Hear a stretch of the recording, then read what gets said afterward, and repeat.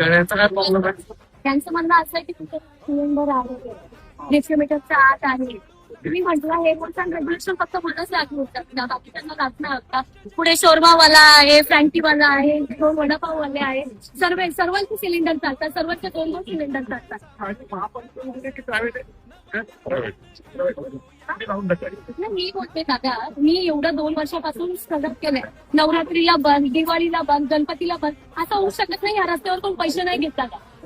Without पैसे कोण लावून देणार नाही. जागेवाले स्वतःला शाणी समजणार आहे, भैया लोक स्वतःला शाणी समजणार. पाठी माझा एकटीचा धंदा बंद करणार ना दादा, पाठी राहून रडणार, हसणार माझ्यावर. माहितीये का तुम्हाला?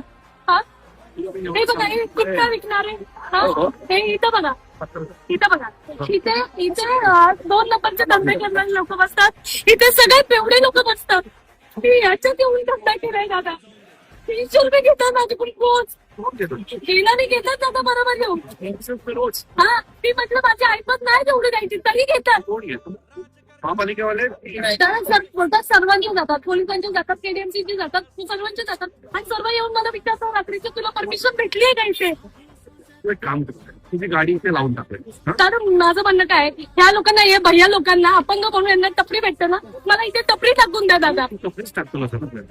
आणि त्याच्यावर राज ठाकरे साहेबांचा फोटो द्या मला लावून. मला राजसाहेबांनीच पाठवलं तुला भेटायला. मी त्यांना जर मनापासून वोट करते ना सर, तर मला त्यांचा एक फोटो पाहिजे. आणि मला इथे कोणच चालवू नाही शकत.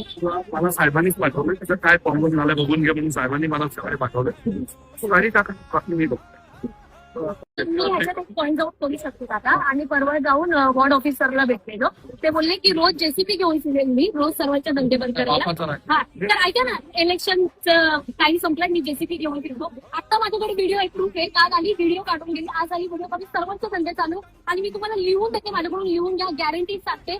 हे जे इथे जे धंदे लावतात, 30 वर्षापासून लावतात, 40 वर्षापासून लावतात, रोज लावेल. हे बोलले ना 150 मीटरच्या आत आहे, 150 मीटरच्या आत सिलेंडर नाही, रोज दिसेल दादा तुम्हाला, रोज. मी कसं येऊन मी रोज कंप्लेंट टाकू दादा, रोज कसं येऊन कंप्लेंट टाकू? हे सगळं खोटं आहे, हे सगळं खोटं. इथे जी आत पूर्ण मधुबन गल्ली, ही जी पूर्ण गल्ली, हे सगळं 150 मीटरच्या आत येते ना दादा. हे रोज लावते, रोज लावते. माझ्याकडून लिहून घ्या, नाही तर मी इथं आंदोलनाला बसते दादा. हे सगळं खोटं आहे. काही तुला आंदोलन करायचं, मी जेवढं सांगतो तेवढी सोपी प्रोसेस.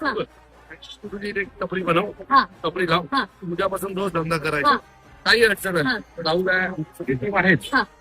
खूप जास्त गरज लागली तर मी स्वतः येईन तुझ्यासाठी. थोडं सत्ता दादा, थोडं सत्ता, थोडं 1 मिनिट सत्ता. हे बघा, त्या लोकांनी टपरी कशी टाकली, अशी आडवी टपरी टाकली, ह्याला चिपको. हे एवढं जर आपण तोडलं आणि ही टपरी जर आत बसवली, हा, मग मी इथं बसवते. त्याच्यावरती लाव, त्याच्यावरती लाव आणि एक माणूस इथं द्यायला ठेव. ठीक आहे, त्यांच्या कुठल्याही प्रॉपर्टीला हात लावायचा नाही, कुठलीही प्रॉपर्टी तोडायची नाही. जी आहे आता हा एवढा पॅच तर बिनकामाचा आहे, बरोबर आहे. बरोबर, एवढा पॅच मध्ये कशी काय बसवता येईल तेवढी बसवतो. ठीक आहे, बाकी आयुक्तांची साहेब बोलतो. ठीक आहे, जाऊ. रडायचं नाही, रडून व्हिडिओ करायचे नाहीत. मराठी माणूस हा रडत नाही, त्यामुळे बिंदास लाव, रडायचं नाही. कोणी आलं आपल्या टीमला बोलव, हे सगळे तुझ्या सोबत आहेत. तरी काही अडचण सॉल्व्ह होत नाही असं वाटतं, मला फोन करायचं. मला ठाण्यावर यायला अर्धा तास लागेल, अर्धा तास येईल. त्याच्या पुढे मला तुझा एकही रडतानाचा व्हिडिओ आला नाही पाहिजे.